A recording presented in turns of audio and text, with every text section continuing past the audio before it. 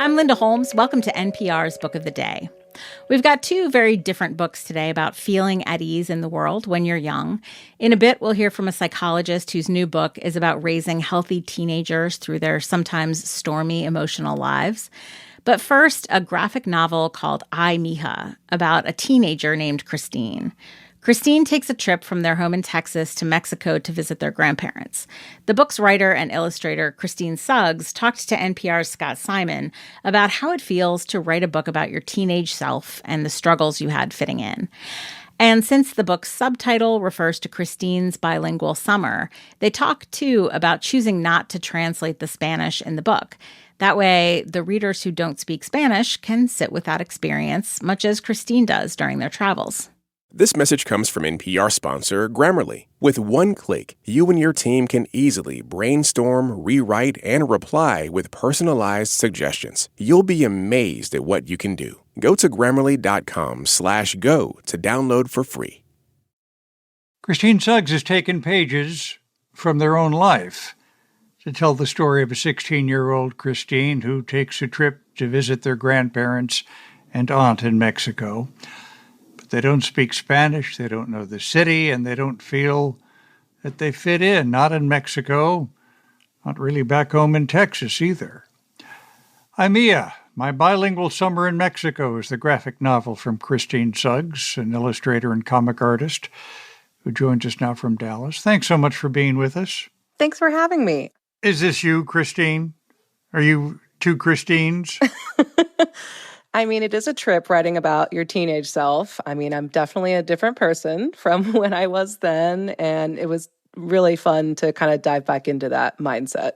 You seem to make a point of not translating the Spanish that Christine hears. Why is that? So actually, my first couple of drafts, I translated everything down to the last hola. I was so paranoid that people wouldn't get it. And I think it's really hard to tell when it's a language you've grown up around, especially living in Texas. Everyone here knows a bit of Spanish, enough to get by usually. And my editor actually pushed back and was like, you don't have to do that. Let your readers learn with you. Does it help us understand Christine's discomfort?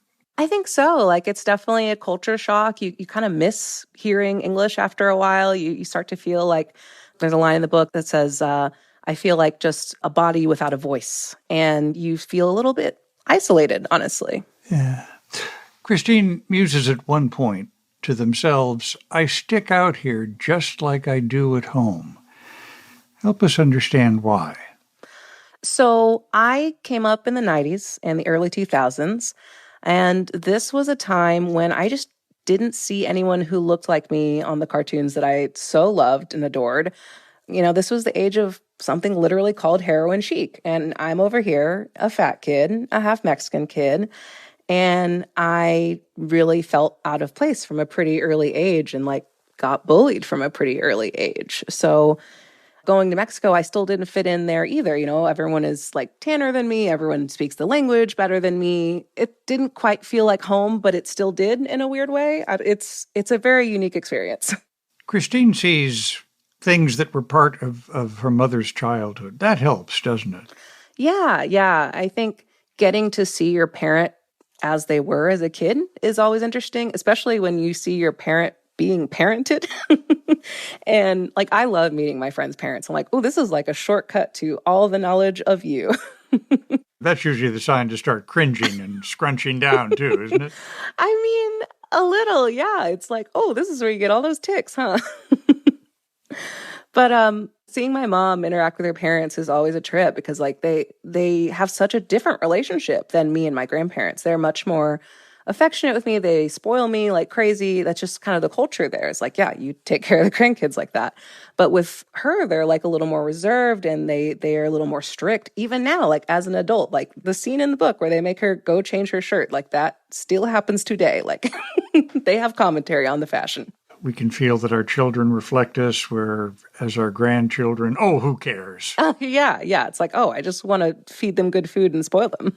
Yeah. You were drawing from an early age.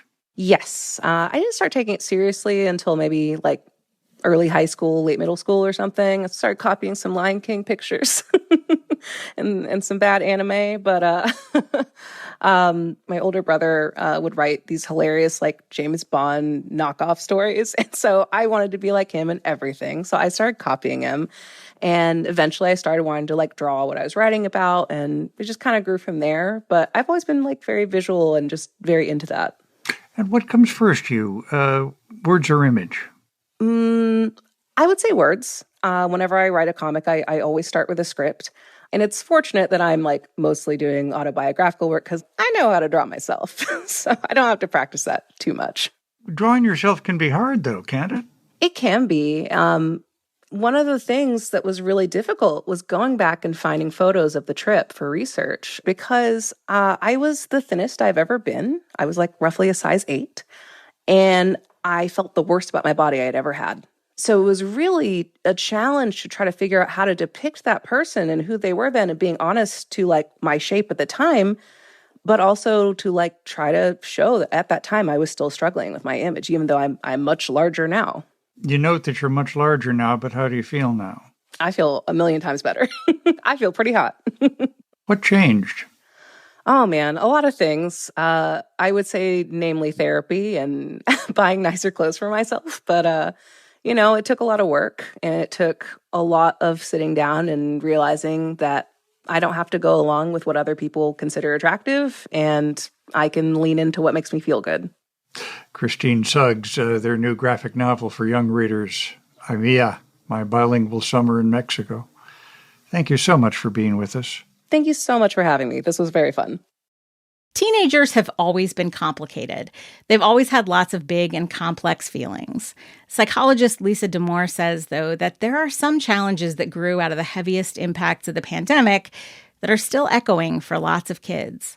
Her new book, The Emotional Lives of Teenagers, dives into all of this difficulty.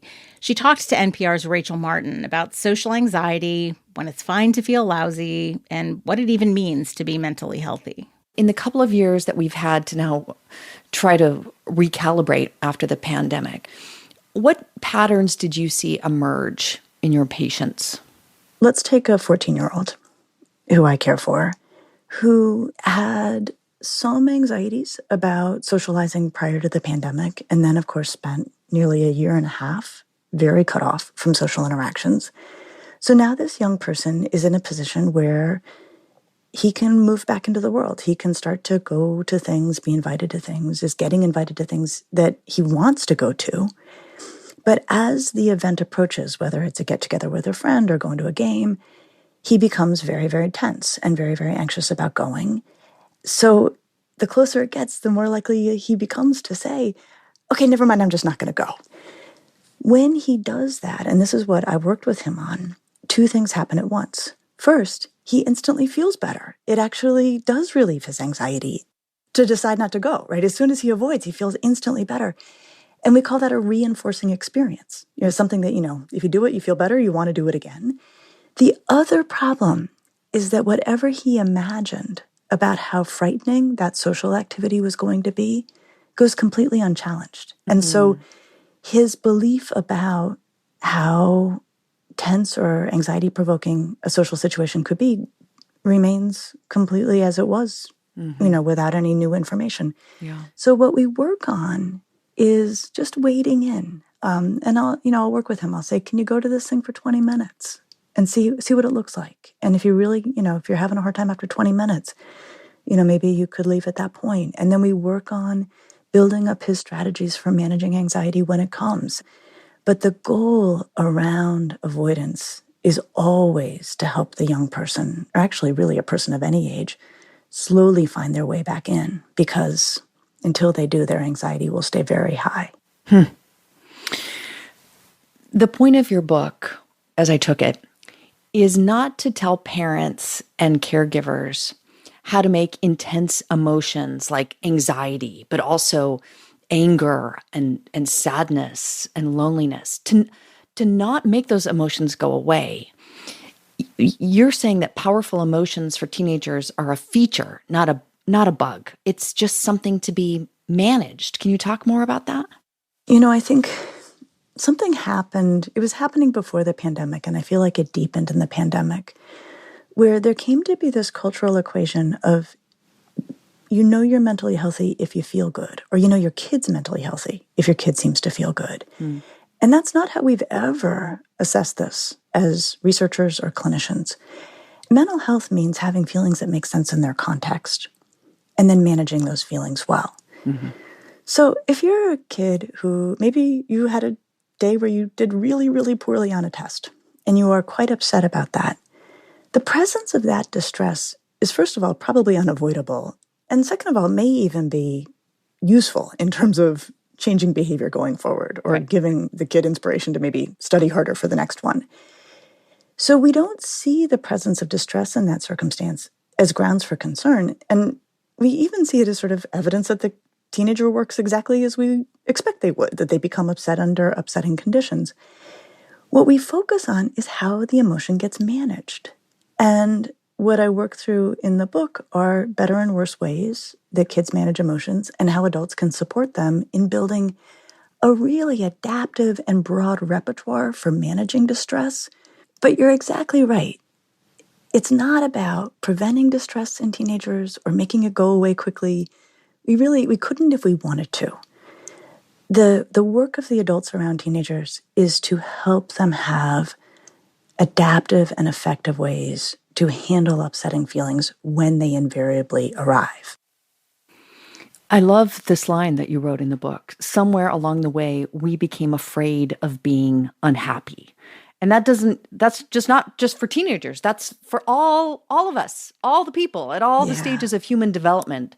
This idea that we can't be in that place of great sadness, that to be mentally healthy, you have to sort of let all this stuff roll off and be this kind of enlightened soul who doesn't let emotions get the better of you.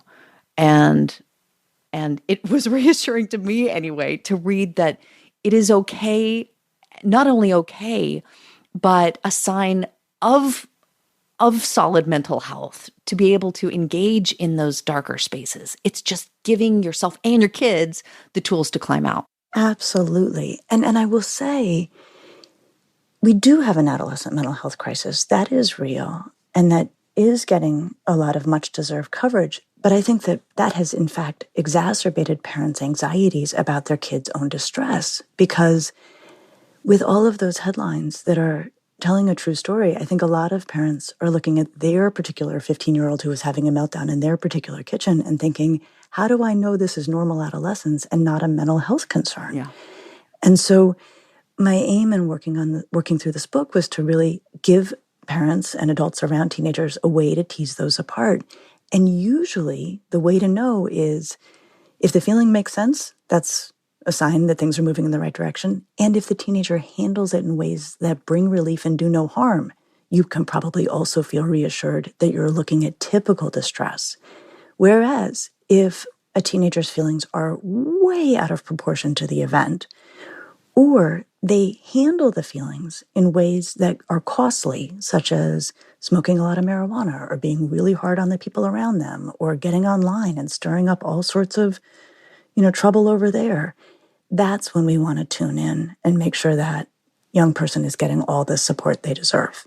That's Lisa Damour speaking about her book, The Emotional Lives of Teenagers. She was in conversation with NPR's Rachel Martin.